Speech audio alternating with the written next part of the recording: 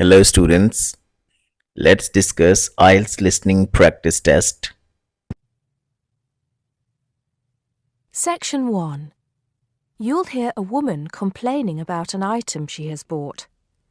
First, you have some time to look at questions 1 to 4.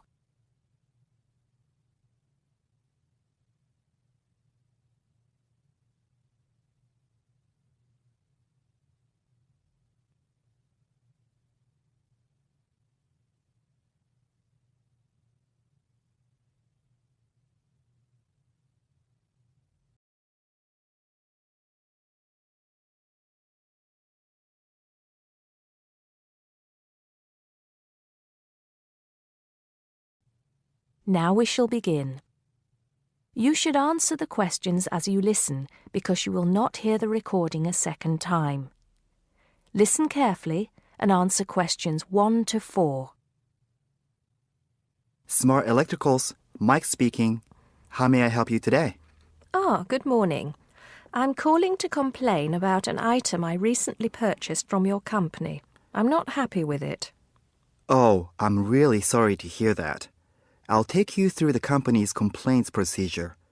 I'll need to retrieve your files from our records so that we can discuss the problem properly and find a solution. I'll need to take some details from you first. Is that okay? Okay, but I don't have a lot of time. Will it take long? Not long, madam. Can I first take your name? Yes, it's Susan Yorke, Yorke. Okay. Can I have the address, please? Yes, it's Flat 1, 25 Alpine Avenue. That's ALPINE Avenue, Harchester. The postcode is HA6 5LD. Okay. Next. Could you give me your telephone number? Preferably one that we can call you on during normal working hours. Well, the home one is 01734 525 268. But you're only likely to catch me on that number in the evenings. I usually have my mobile phone with me during the day, though. It's probably best to take that number then. All right. My mobile number is 0781 233 452. And do you have the order reference number on you, by any chance? Well, I have the receipt that the camera came with in front of me. Ah, good. Which number is it? It's a bit confusing. It should be the 7-digit number on the top left corner of your invoice. Let me have a look. I need my glasses. Found it. It's DMX 8443. Thanks. Now, when did you purchase the item? Well, the camera was delivered last Monday, on the 1st of February. I ordered it online about 2 weeks before that, but I can't remember the exact date. If you have another look on the invoice receipt, the date should be there. Oh, yes. Here it is. January the 15th. Okay, I'll make a note of that. So, the item is a digital camera? Yes, it's the Aqua PowerShot model in silver. Thank you. Did you take out any kind of insurance when you bought it? Well, no, it was on special offer. I didn't need to pay any extra for the insurance because it came with a special 4-star policy. Well, it means you're fully covered for at least another 3 years. Before you hear the rest of the conversation, you have some time to look at questions 5 to 10.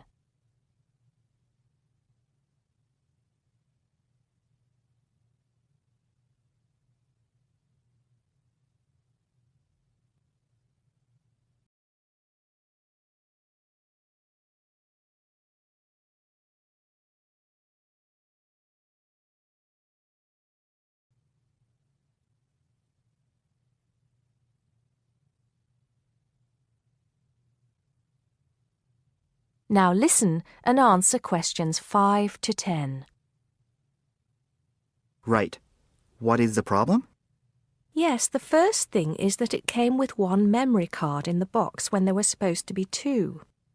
Oh dear, I'm terribly sorry about that. It must have been an oversight in the packing department. I can do something about that straight away and get one sent out to you. Well, that's not the only thing. I bought it as a present for my niece because she loves swimming.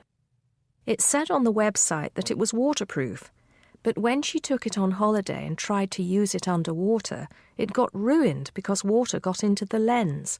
You can imagine how disappointed my niece was. I certainly can. Were those the only problems? No, there was one other thing. It came with a case to protect it. When I opened the box to take the case out, I saw that it had a big scratch on it. We're really sorry about that. I can offer to have the camera repaired for you. In the event that it can't be repaired, we'll send you a replacement. I don't think so. Seeing as it was faulty in the first place, I wouldn't want another one. I think I'd rather have my money back. Can I get a refund? Yes, of course. If you send it back to customer services, I'll make sure it's dealt with. Thank you very much.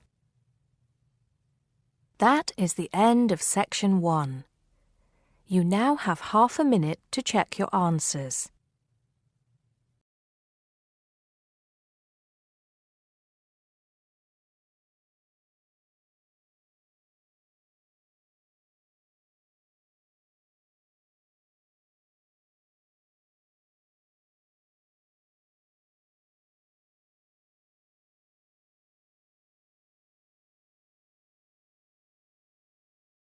Section 2. First, you have some time to look at questions 11 to 14.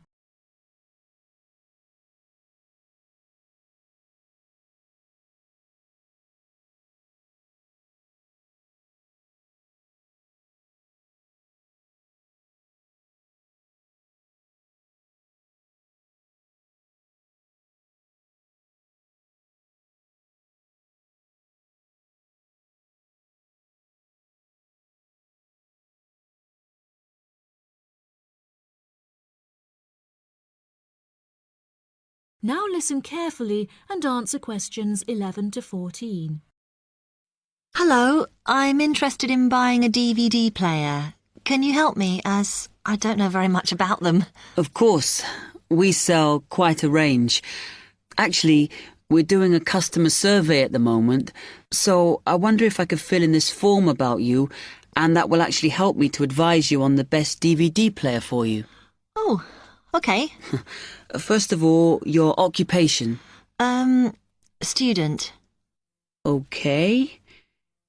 Then, have you already got a DVD player? No, I've never had one before. Uh-huh. And how much do you think you want to spend on a player? I'm not sure, really, but I have got a budget. My friend said I should allow about £100, but I can't afford over £85, so that's what I'm working on. Mm-hmm.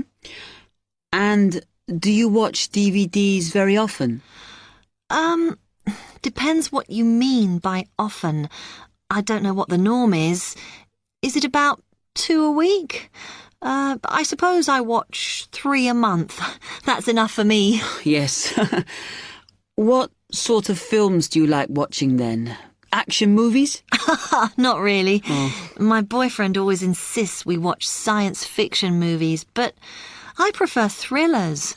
Something to get your teeth into. Okay, just one more. Do you watch other DVDs? Ones that are not films, like music or something? Not much, because I don't want to spend the money on something I can watch on TV, but I occasionally rent out comedy programs, and I fight with my boyfriend over all the sports DVDs he watches.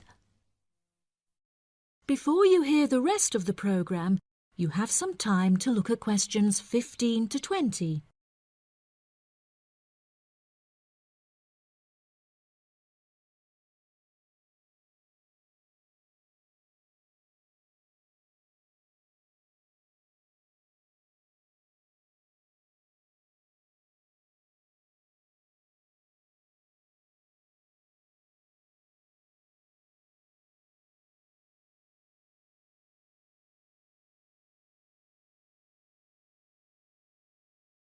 Now listen and answer questions 15 to 20.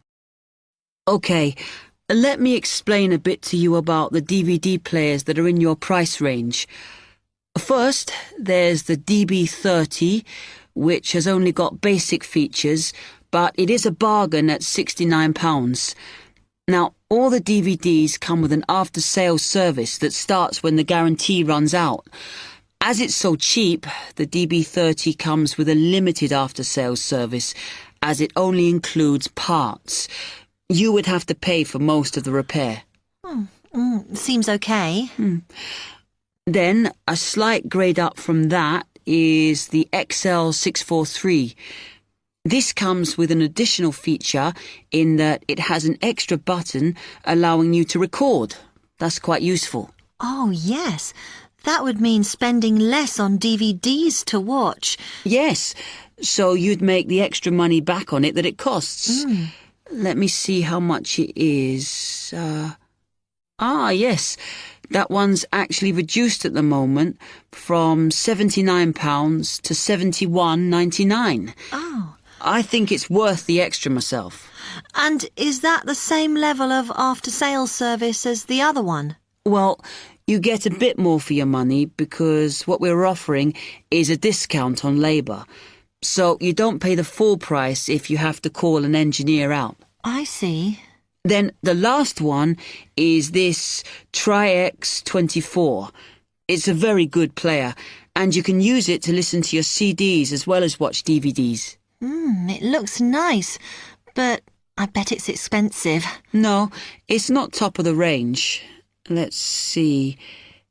Yes, it's £94.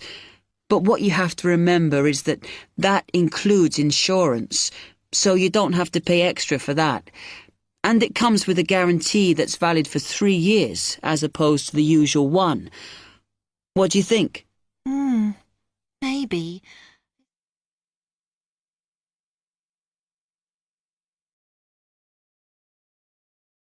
That is the end of section 2. You now have half a minute to check your answers.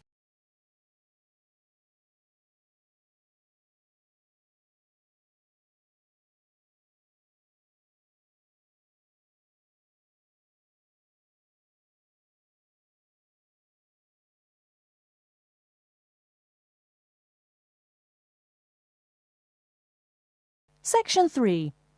You are going to hear an introduction to the facilities and regulations of the main university library. You will hear 3 different speakers describe different aspects of the library. First, you have some time to look at questions 21 to 24.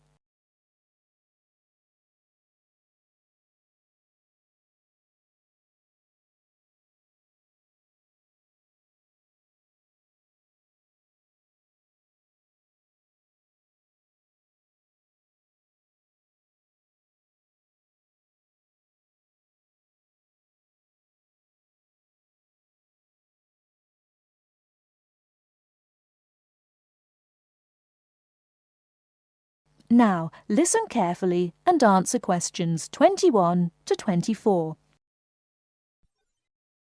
Hello, my name's John Giles. It's good to see you all here for this part of your orientation to the university.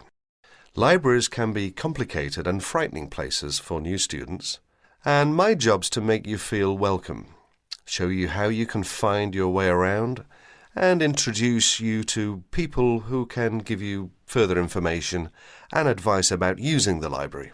I'll give you a general introduction to the printed materials.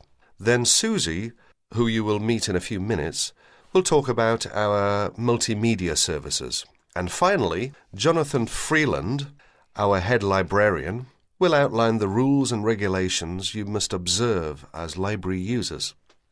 First, though, on behalf of my colleagues and myself, I want you to know that we are all at your service. Unlike many libraries, we insist that all our librarians have an additional qualification in at least one of the subjects taught in the university.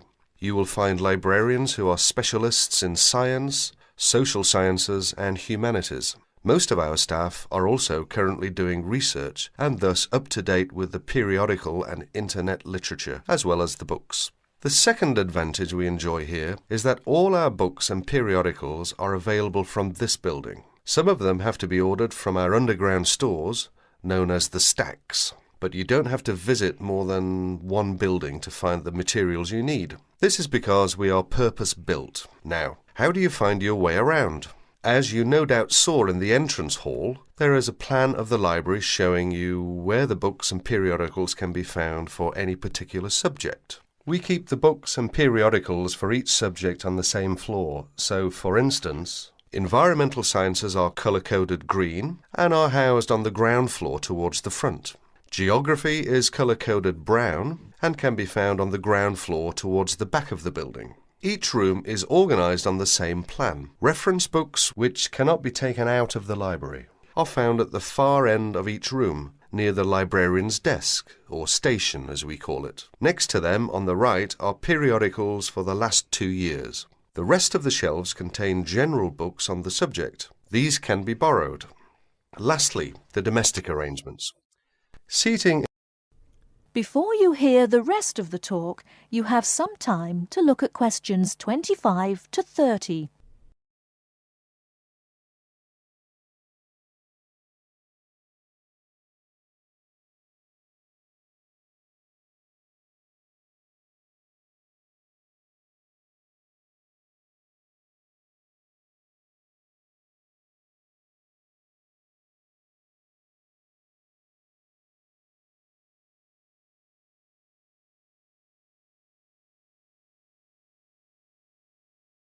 Now listen and answer questions 25 to 30. The library is of two kinds: rectangular tables for up to 6 people and individual study booths known as carols. No, not Christmas carols. At every seat there is a PowerPoint for a laptop computer. There is also a panel which lights up to tell you when a book you have ordered is ready for collection from the librarian's desk. After all that hard work, you'll be ready for something to eat. And there are slot machines on every floor where you can buy food and drink. In the basement is a cafeteria where you can order fast food such as pizza, hamburgers, and also fish and chips, salad and fruit. You mustn't bring food and drink into the reading rooms though. Here's Susie Wallace to tell you about the high-tech facilities of the library. Thanks, John. Don't worry, this isn't going to require a degree in systems engineering to get the hang of. Anyway, with computers and audio systems, the best way to learn is by doing. But here's a few tips to get you started. If there's anything else you want to know, each piece of equipment has a manual explaining how to use it, and either I or Elaine, my very capable assistant, will be on hand to get you sorted out. First off, I'd like you all to follow me over to the Multimedia Centre. You have to come through this room to get to it in any case. Then gather round and I'll talk about each piece of equipment as we get to it. Right, here we are. Now, the Multimedia Centre, or MMC for short, houses all the computer facilities you'll need for your degree studies and your language learning. Many of you are studying electronics or similar subjects. We have terrific facilities for learning CAD, computer-aided design, for you non-technies. Some leading companies have donated equipment and state-of-the-art software packages. That's a spin-off from our thriving Industry Links programme. Many of you will be going on for your job experience. But to get back to the point, we have 44 PC terminals and 6 Macs. The Macs are loaded with fantastic software for you, art and design and textile design students. Over here, you can see our 2 widescreen TV monitors. They can receive broadcasts in most Asian and European languages, as well as English. For English language news, we encourage you to use the Student Union TV room, so that those who are learning other languages can use these. Some useful broadcasts come at awkward times, so if you get a note from your academic advisor on a form we'll give you, we can tape up to 2 hours a week for you. In a moment, I leave you to explore on your own, but here's our head librarian to say a brief word about library regulations. Good morning. I'm sorry to sound like a police officer, but there are a few rules we all need to observe for the benefit of everybody. Courtesy to staff and other library users comes high up the list. Second, the security and safekeeping of materials is essential. All library items are electronically tagged. If the beeper goes off as you leave, you must return to the checkout desk. You are not allowed to bring any bags, packages, or outdoor clothing into the reading rooms.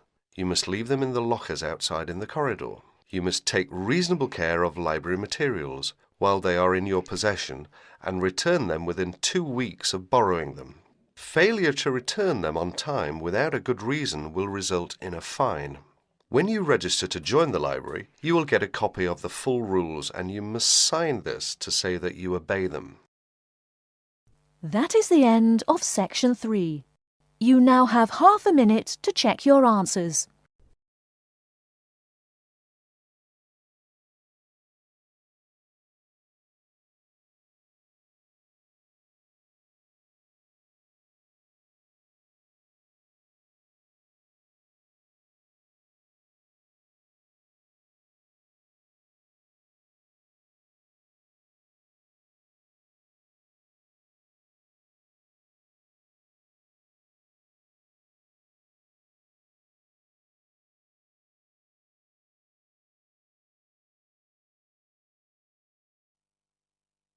Now turn to Section 4. Section 4. You will hear a speaker giving a talk about some recent research about unusual life forms. First, you have some time to look at questions 31 to 40 on pages 14 and 15.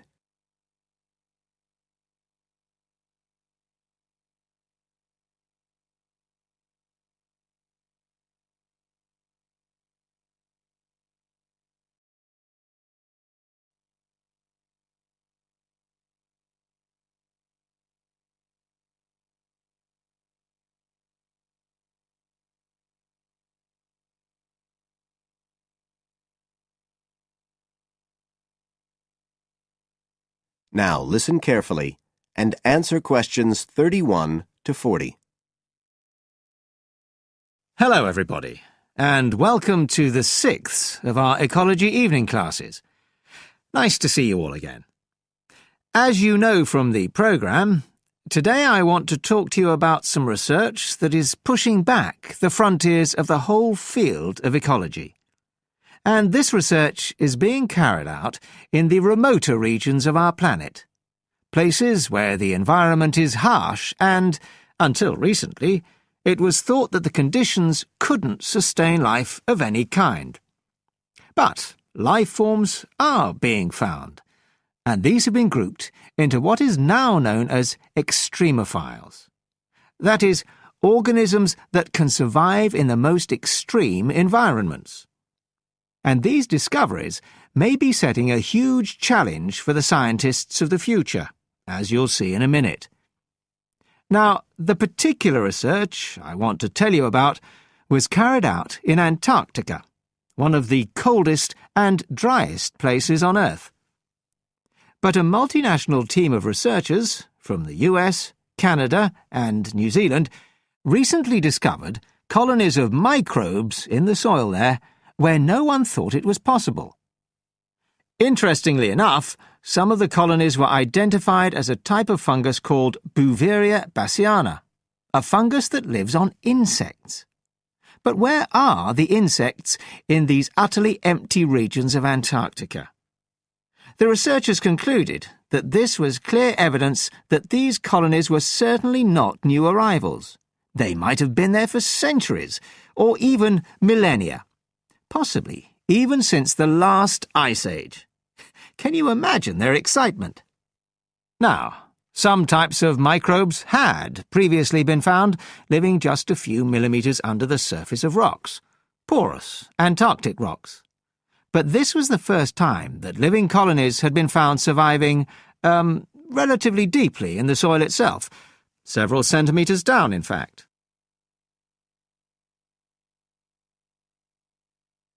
So, the big question is, how can these colonies survive there? Well, we know that the organisms living very near the rock's surface can still be warmed by the sun, so they can survive in their own microclimate. And this keeps them from freezing during the day. but this isn't the case for the colonies that are hidden under the soil. In their research paper, this team suggested that the very high amounts of salt in the soil might be the clue, because this is what is preventing essential water from freezing. The team found that the salt concentration increased the deeper down they went in the soil. But while they had expected the number of organisms to be fewer down there, they actually found the opposite.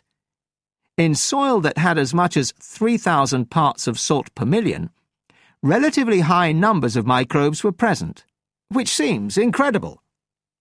But the point is that at those levels of salt, the temperature could drop to minus 56 degrees before frost would cause any damage to the organisms.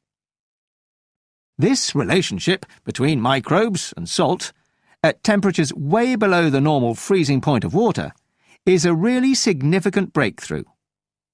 As you all know, life is dependent on the availability of water in liquid form, and the role of salt at very low temperatures could be the key to survival in these kinds of conditions.